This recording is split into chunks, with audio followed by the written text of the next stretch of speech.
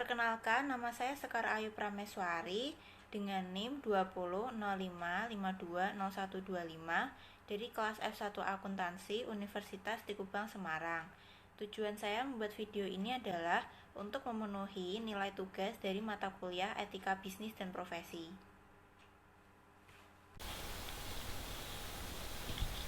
Di sini saya akan mempresentasikan tentang prinsip dasar etika dari etika bisnis dan profesi. Terdapat dua bagian, yaitu akuntan Indonesia dan akuntan menuju era global. Yang pertama dibahas adalah akuntan Indonesia. Yang pertama yaitu profesi akuntan. Saat ini yang dapat disebut sebagai akuntan adalah mereka yang telah lulus dari pendidikan strata 1, program studi akuntansi, dan telah memperoleh gelar profesi akuntan melalui pendidikan atas rekomendasi dari organisasi profesi IAI atau Institut Akuntan Indonesia. Akuntan yang bekerja pada departemen atau bagian akuntansi sering disebut juga sebagai akuntan manajemen. Tugas manajemen di dalam suatu organisasi antara lain, yang pertama adalah melakukan proses pencatatan transaksi keuangan, memelihara catatan atas semua transaksi perusahaan, serta membuat laporan akuntansi secara periodik untuk disampaikan kepada manajemen organisasi. Laporan akuntansi diperlukan oleh masyarakat luas, maka kualitas laporan akuntansi tersebut menjadi sangat krusial. Sebelum laporan diterbitkan, perlu ada jaminan bahwa laporan tersebut telah disajikan secara wajar. Akuntan publik diawasi oleh beberapa institusi otoritas, seperti pemerintah. Namun, selain bekerja sebagai akuntan manajemen dan akuntan publik, para akuntan juga dapat bekerja sebagai auditor internal. Lingkup tugasnya sangatlah luas, yaitu meliputi berbagai jenis audit seperti audit keuangan, audit manajemen operasional, audit ketaatan, investigasi khusus, audit sistem informasi, dan sebagainya. Yang pertama adalah audit keuangan. Tugasnya untuk menilai kewajaran dari laporan keuangan perusahaan apakah telah disusun sesuai dengan standar akuntansi yang berlaku. Namun, harus disadari bahwa dalam melaksanakan tugas audit keuangan ini, pihak auditor internal tidak berwenang untuk memberikan pendapat atas kewajaran laporan keuangan. Ia hanya bisa memberikan rekomendasi untuk menyempurnakan kualitas laporan keuangan. Pendapat auditor hanya dapat diberikan oleh akuntan publik dalam kaitannya dengan penugasan audit umum atas laporan keuangan. Yang kedua adalah tujuan manajemen audit, yaitu untuk melakukan penilaian atas kinerja organisasi, apakah kinerja organisasi tersebut telah mencapai tingkat efisiensi, efektivitas, dan keekonomian yang diharapkan. Sasaran manajemen yang ketiga adalah sasaran manajemen audit adalah untuk menilai kinerja entitas dilihat dari sudut efektivitas, efisien, dan ekonomis, atau seringkali disingkat 3E, seperti yang disebutkan oleh Sukrino Agus pada tahun 2004. Suatu kinerja disebut efektif bila tujuan yang ditetapkan oleh suatu unit organisasi telah tercapai tanpa memperhatikan aspek biaya, efisiensi, dan keekonomian justru menelaah hubungan antara hasil dengan biaya yang dikorbankan. Suatu kinerja disebut efisien bila untuk meroleh output tertentu dikorbankan input yang minimal. Suatu kinerja disebut ekonomis bila dengan input tersebut dihasilkan output yang maksimal. Lalu tujuan dari audit pemetaan adalah untuk menilai apakah kegiatan operasi perusahaan telah mengikuti berbagai peraturan, kebijakan, dan prosedur yang telah ditetapkan. Jadi ada 3 golongan pekerjaan yang dapat digeluti oleh akuntan, yaitu akuntan manajemen, akuntan publik, dan auditor internal.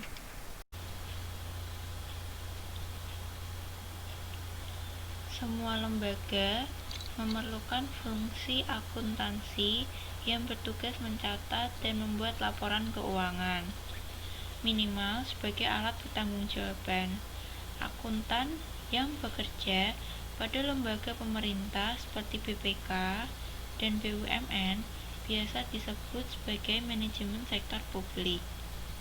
Manajemen golongan ini dapat dianalogikan dengan 3 golongan profesi yang biasa dijumpai oleh sektor swasta, yaitu sebagai akuntan manajemen, auditor internal, dan auditor eksternal.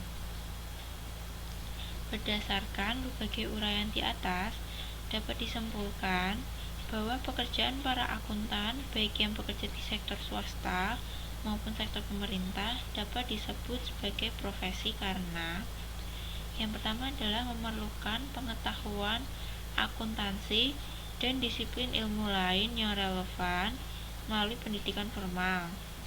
Yang kedua, memerlukan keterampilan dalam mengolah data dan menyajikan laporan, khususnya dengan memanfaatkan teknologi komputer dan sistem informasi. Dan yang ketiga, mempunyai sikap dan perilaku etis atau mempunyai attitude.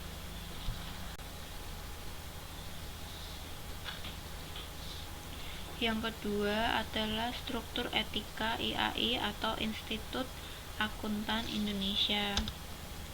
Semua profesi akuntansi adalah untuk tanggung jawab dengan standar profesionalisme tertinggi dan mencapai tingkat kinerja tinggi dengan orientasi kepada kepentingan publik. Untuk mencapai tujuan tersebut, ada 4 kebutuhan dasar yang harus dipenuhi, yaitu yang pertama adalah kredibilitas.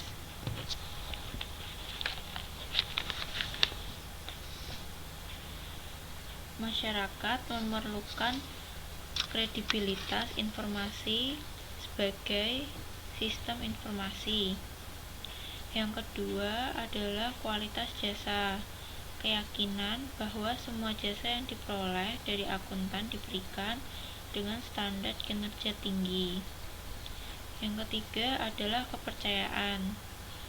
Pemakai jasa akuntan harus merasa yakin bahwa terdapat kerangka etika profesional yang melandasi pemberian jasa oleh akuntan. Yang keempat adalah profesionalisme.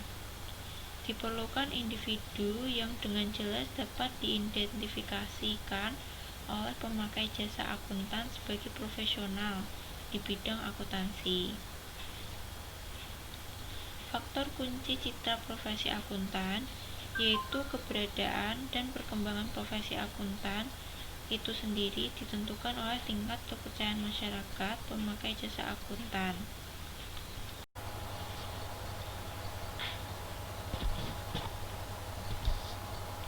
Prinsip etika IAI atau Institut Akuntan Indonesia. Yang pertama adalah tanggung jawab profesi. Dalam menjalankan tanggung jawabnya sebagai profesional, setiap anggota harus senantiasa menggunakan pertimbangan moral dan profesional dalam semua kegiatan yang dilakukan. Tanggung jawab profesi ini diperlukan sebagai konsekuensi logis dari keharusan profesi akuntan untuk menjaga kepercayaan publik. Prinsip ini menyiratkan arti bahwa publik menuntut tanggung jawab profesi akuntan untuk selalu menjaga kualitas informasi yang disampaikan. Dan dalam menjalankan profesinya, setiap akuntan akan sering dihadapkan pada berbagai bentuk benturan kepentingan. Misalnya, kepentingan pribadi versus kepentingan publik, kepentingan atasan versus kepentingan publik, atau kepentingan klien pemberi tugas dengan kepentingan publik. Untuk itu, akuntan harus selalu lebih mengedepankan kepentingan yang lebih besar, yaitu kepentingan publik. C. Mengedepankan kepentingan publik hanya dapat dilakukan bila akuntan selalu menggunakan pertimbangan moral dan profesional dalam semua kegiatan yang dilakukan. Lalu prinsip etika yang kedua adalah kepentingan publik. Setiap anggota berkewajiban untuk senantiasa bertindak dalam kerangka pelayanan kepada publik, menghormati kepercayaan publik, dan menunjukkan komitmen atas profesionalisme. Kepentingan publik menyiratkan hal-hal sebagai berikut. A. Masyarakat publik membutuhkan dan mengandalkan informasi berupa laporan keuangan, laporan audit yang dihasilkan oleh profesi akuntan untuk mengambil berbagai jenis keputusan bisnis, ekonomi, dan politis. Yang B. Efektivitas keputusan publik ini bergantung pada kualitas informasi yang disampaikan oleh profesi akuntan. C. Profesi akuntan akan tetap berada pada posisi penting bila setiap akuntan selalu dapat memelihara kepercayaan publik. Dan D. Yang terakhir adalah penghormatan kepada kepercayaan publik ini hanya dapat dilakukan bila setiap akuntan dapat menunjukkan komitmen dan dedikasi mereka untuk mencapai profesionalisme yang tinggi.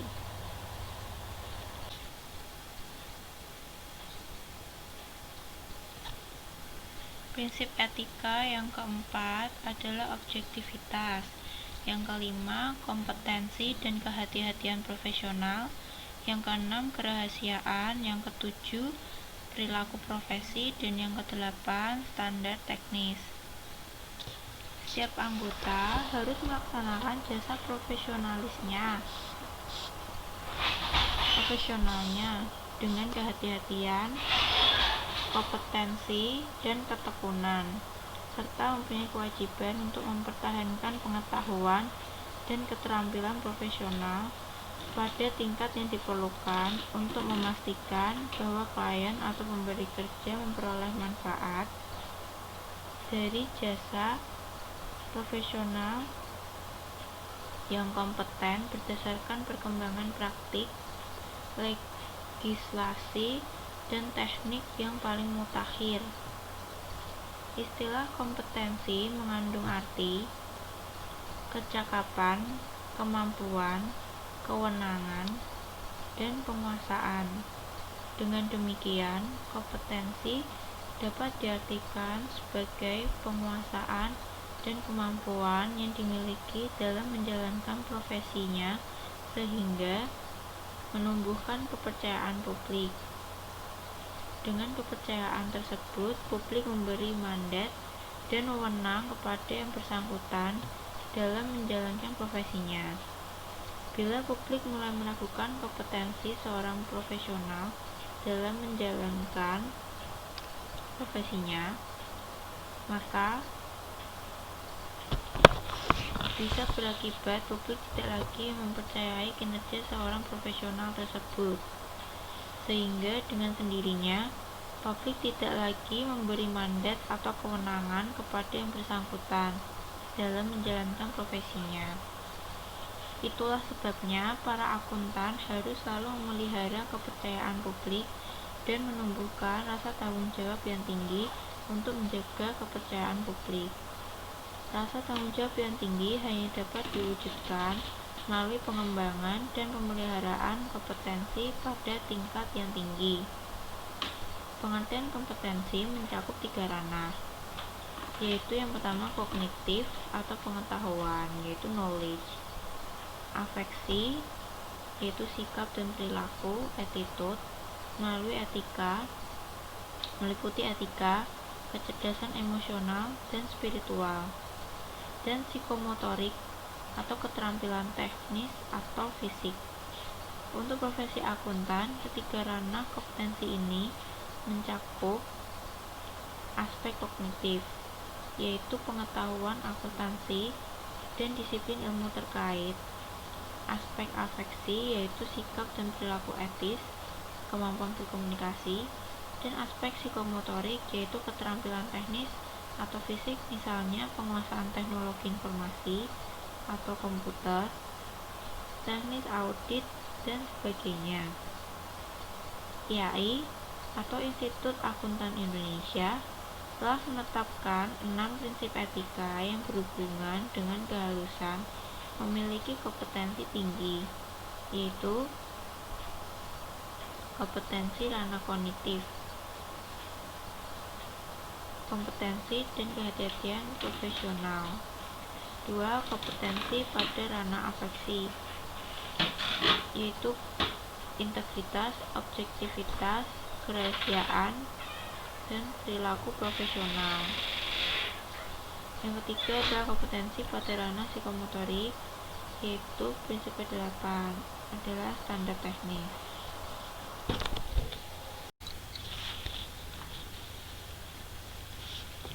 Faktor kunci citra profesi akuntan yaitu keberadaan dan perkembangan profesi akuntan itu sendiri ditentukan oleh tingkat kepercayaan masyarakat pemakai jasa akuntan, sedangkan tingkat kepercayaan masyarakat ditentukan oleh tingkat kualitas jasa atau pengetahuan dan keterampilan teknis di bidang akuntansi serta disiplin ilmu terkait, dan tingkat ketaatan serta kesadaran para akuntan dalam mematuhi kode etik profesi akuntansi.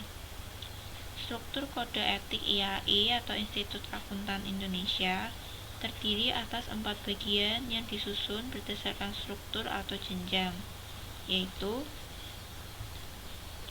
yang pertama adalah prinsip etika,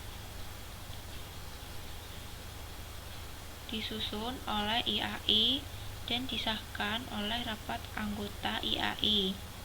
Prinsip etika memberikan kerangka dasar atas penyusunan aturan etika semua kompartemen atau institut profesi jenis. Prinsip etika berlaku bagi semua anggota IAI. Yang kedua adalah aturan etika. Aturan etika merupakan pedoman perilaku bagi semua anggota kompartemen institut sejenis seperti IAPI, IAI KAPD, IAI KAM, dan IAI KASP. Aturan etika ini disusun oleh masing-masing kompartemen atau institut profesi sejenis dan disahkan dalam rapat anggota kompartemen atau institut yang bersangkutan.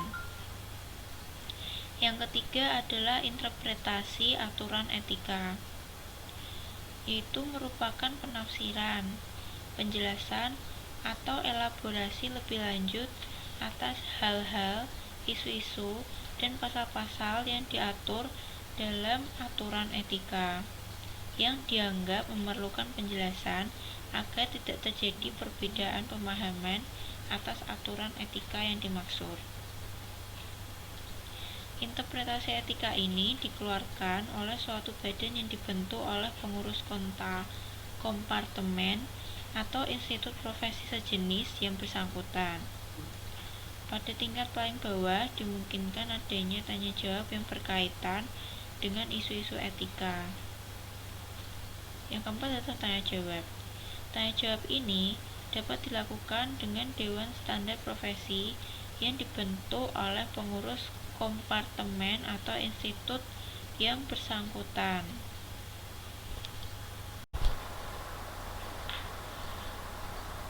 Yang ketiga dari Akuntan Indonesia adalah pengaturan dan perizinan KAP. Fungsi utama organisasi profesi IAI adalah semacam self-regulatory body,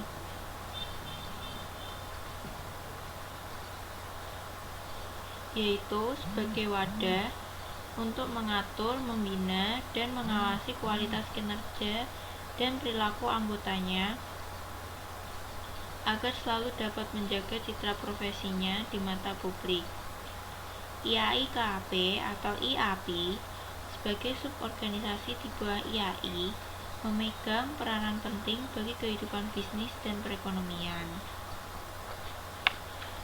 Pemerintah dan lembaga legislatif atau DPR sangat berkepentingan agar profesi KAP dapat memberikan jasanya dengan kualitas tinggi sebagaimana yang diharapkan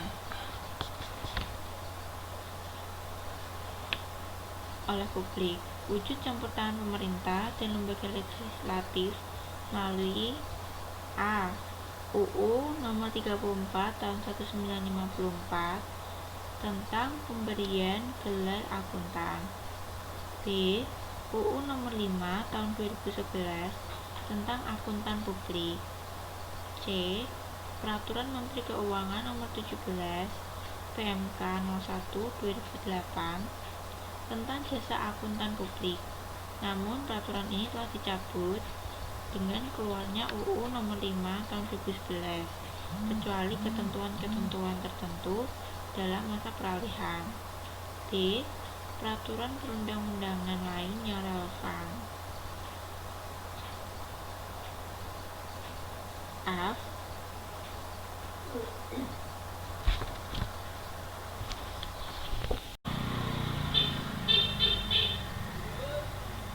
Sementara itu, badan dan lembaga yang berkepentingan langsung untuk melakukan pembinaan dan pengawasan atas kinerja profesi akuntan antara lain, yang pertama adalah Menteri Keuangan RI, yang kedua adalah Quality Review oleh Direktur Jenderal Lembaga Keuangan, Departemen Keuangan Republik Indonesia, dan yang ketiga IAI dan kompartemen-kompartemen yang terkait. D. Dewan Kehormatan IAPI. E. Dewan Review Mutu IAPI. Dan F. Bapepam LK. Peraturan terbaru yang mengatur akuntan publik tertuang dalam bentuk perundang-undangan, yaitu Undang-Undang Nomor 5 Tahun 2011 yang sebelumnya diatur oleh Peraturan Menteri Keuangan pada tanggal 5 Februari 2008.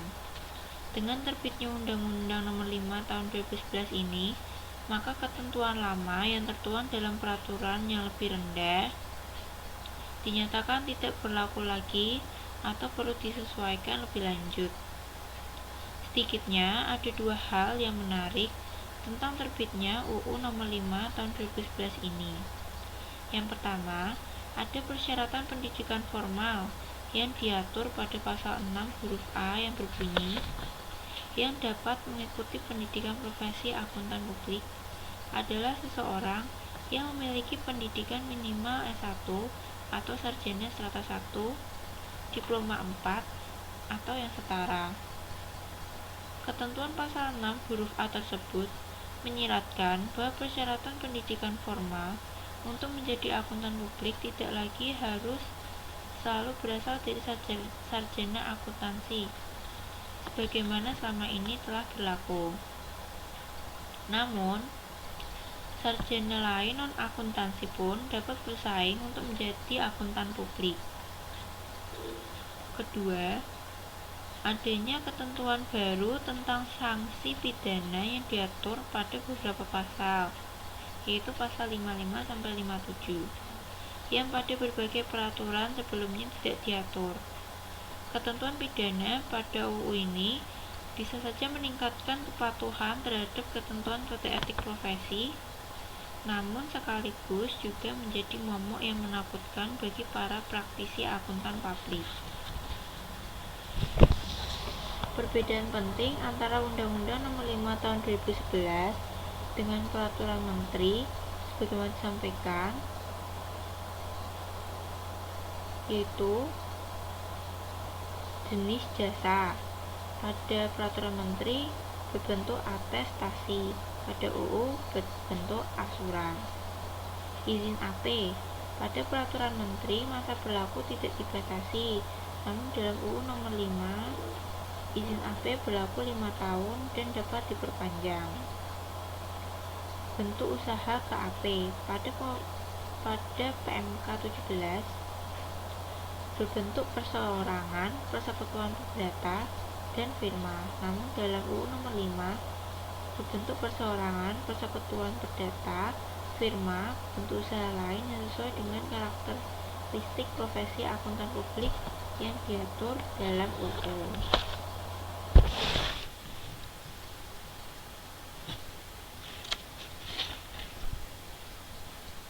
Jumlah pegawai profesional pemeriksa KAP dalam PMK minimal 3, namun dalam UU Nomor 5 minimal 2. Larangan rangkap jabatan.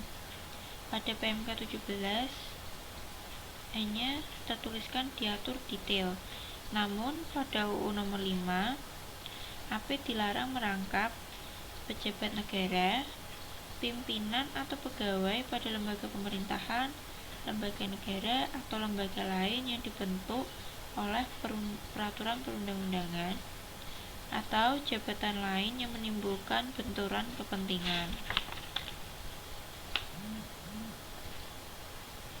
Kewenangan menteri dalam hal pembinaan dalam PMK tidak diatur secara jelas, namun dalam UU Nomor 5 diatur ketentuan lebih lanjut dalam PP pasal 41 sampai dengan 42.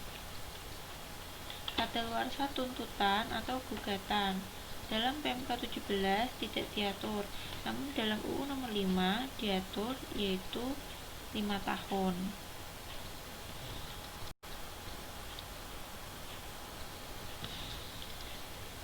Lalu kita masuk pada bagian kedua, yaitu akuntan menuju era global. Yang pertama yaitu tantangan profesi akuntan global. Aktivitas bisnis perusahaan-perusahaan, khususnya perusahaan-perusahaan multinasional yang telah bergerak di mancanegara, masih menyisakan permasalahan di bidang profesi audit dan akuntansi. Saat ini, setidaknya ada 2 persoalan di bidang audit dan akuntansi yang belum sepenuhnya dapat mendukung ke arah kesatuan ekonomi global, yaitu yang pertama adalah setiap negara masih mempunyai prinsip akuntansi dan sadar audit sendiri-sendiri yang terkadang berbeda antara negara satu dengan yang lainnya. Banyak negara yang mewajibkan agar setiap perusahaan yang beroperasi di wilayahnya menyusun laporan keuangan sesuai dengan prinsip akuntansi yang berlaku di negara masing-masing. Yang kedua adalah profesi akuntan di dunia belum sepenuhnya serius dalam mengembangkan standar perilaku etis profesi akuntansi. Kelambatan dan kesulitan dalam mengembangkan standar teknis audit, akuntansi, dan kode etik profesi akuntan global antara lain disebabkan oleh banyaknya pihak yang berkepentingan dan banyaknya badan atau lembaga yang merasa punya otoritas untuk mengembangkan, membina, dan mengawasi profesi akuntan itu sendiri. Pihak-pihak, badan atau lembaga yang selama ini berkaitan langsung dengan profesi akuntansi antara lain pemerintah dan lembaga legislatif melalui produk peraturan dan perundang-undangan. Yang B, badan pengatur otoritas pasar modal atau Bapepam LK, BEI, SEC, NYSE, dan lain-lain. Yang ketiga, organisasi profesi akuntan di masing-masing negara seperti IAI, IAPI, IACPA, AAA, CICA, IMA, dan lain-lain. Yang keempat, ada badan atau organisasi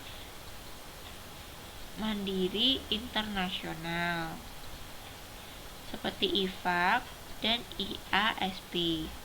Yang kelima, para pemakai atau pengguna laporan keuangan dan sebagainya.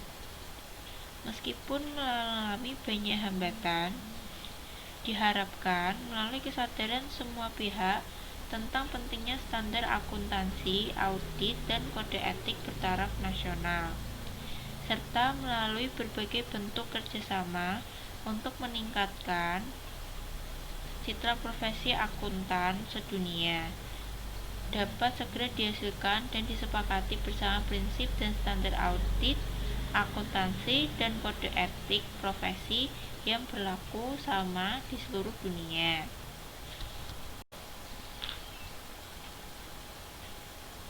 Yang kedua, kode etik profesi akuntan di Amerika Serikat. Sebagaimana dikatakan oleh Duska pada tahun 2005, sedikitnya ada 6 manfaat dari kode etik profesi, yaitu yang pertama, dapat memberikan motivasi melalui penggunaan tekanan dari rekan sejawat dengan memelihara seperangkat harapan perilaku yang diakui umum yang harus dipertimbangkan dalam proses keputusan. Yang kedua, dapat memberikan pedoman yang lebih stabil tentang benar atau salah daripada mengandalkan kepribadian manusiawi dan keputusan yang selalu bersifat ad hoc. Yang ketiga, dapat memberikan tuntunan terutama dalam menghadapi situasi yang abu-abu atau ambigu. Yang keempat, mengawasi kekuasaan autokrasi atasan. Yang kelima, ada kode etik dapat merinci tanggung jawab sosial perusahaan itu sendiri. Dan yang keenam, kode etik sebenarnya untuk kepentingan bisnis itu sendiri. Jika bisnis tidak mau mengawasi perilaku dirinya sendiri, maka pihak lain yang akan bertindak untuk mengawasinya.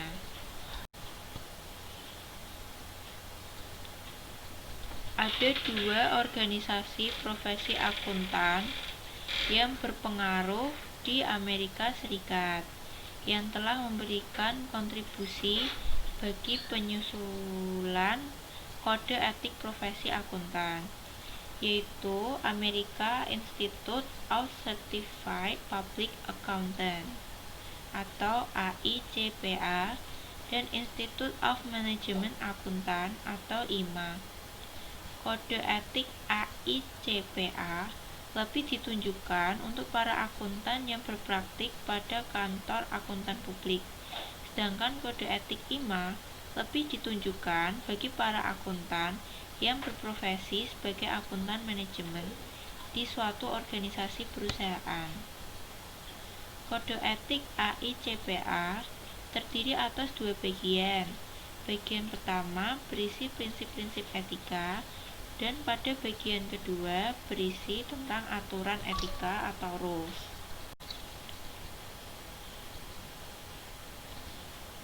3. Kode etik profesi akuntan IFAK. Pada bulan Juli 2005, organisasi profesi IFAK telah menerbitkan kode etik yang terdiri atas 3 bagian, yaitu bagian A yang berisi prinsip-prinsip fundamental etika profesi yang berlaku untuk seluruh profesi akuntan dan juga berisi kerangka konsep yang menerapkan prinsip-prinsip tersebut. Bagian B berisi penjelasan lebih lanjut mengenai penerapan kerangka konsep dan prinsip-prinsip fundamental. Pada bagian A, untuk situasi-situasi khusus, terutama bagi mereka yang berpraktik sebagai akuntan publik. Bagian C berisi penjelasan lebih lanjut mengenai kerangka konsep dan prinsip-prinsip fundamental pada bagian A untuk diterapkan pada situasi-situasi khusus, terutama bagi profesi akuntan bisnis atau akuntan manajemen.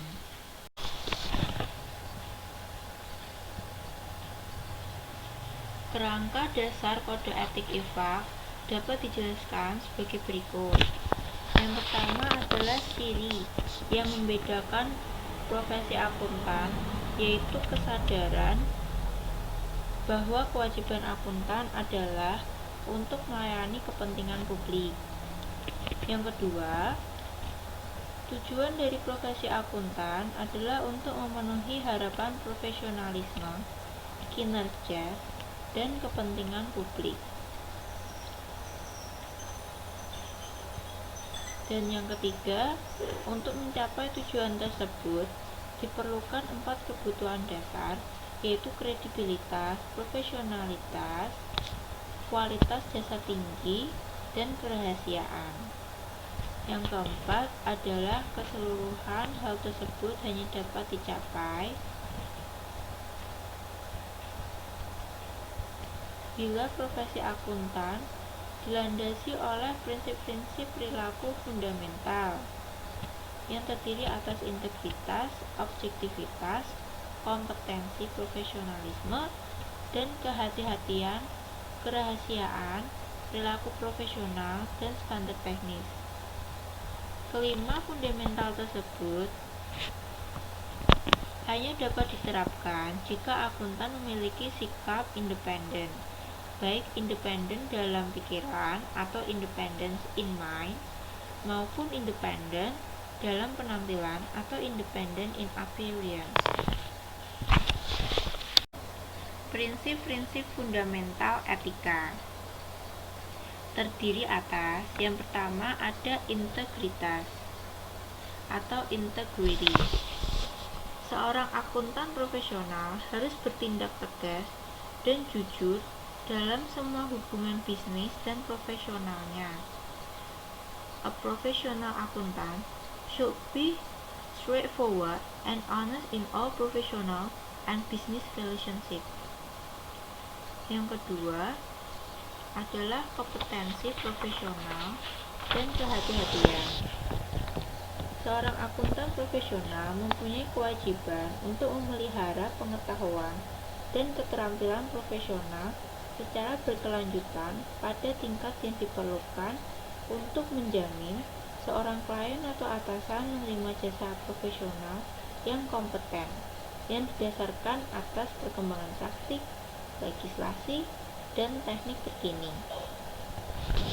Yang ketiga adalah objektivitas atau objectivity. Seorang akuntan profesional seharusnya tidak boleh membiarkan terjadinya bias, konflik kepentingan, atau di bawah pengaruh orang lain, sehingga mengesampingkan pertimbangan bisnis dan profesional, atau disebut dengan a professional accountant should not allow bias, conflict of interest, or under influence of others to override professional or business judgment. Yang keempat adalah kerahasiaan atau confidentiality. Seorang akuntan profesional harus menghormati kerahasiaan informasi yang diperolehnya sebagai hasil dari hubungan profesional dan bisnis, serta tidak boleh mengungkapkan informasi apapun kepada pihak ketiga tanpa izin yang benar dan spesifik, kecuali terdapat kewajiban hukum atau terdapat hak profesional untuk mengungkapkannya. Yang keempat adalah perilaku profesional atau professional behavior. Seorang akuntan profesional harus patuh pada hukum dan perundang-undangan yang relevan dan harus menghindari tindakan yang dapat mendiskreditkan profesi. Atau a professional accountant should comply with relevant law and regulation and should avoid any action that discredits the profession.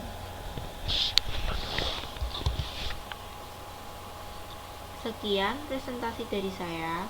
Bila ada salah kesalahan kata, mohon dimaafkan. Terima kasih.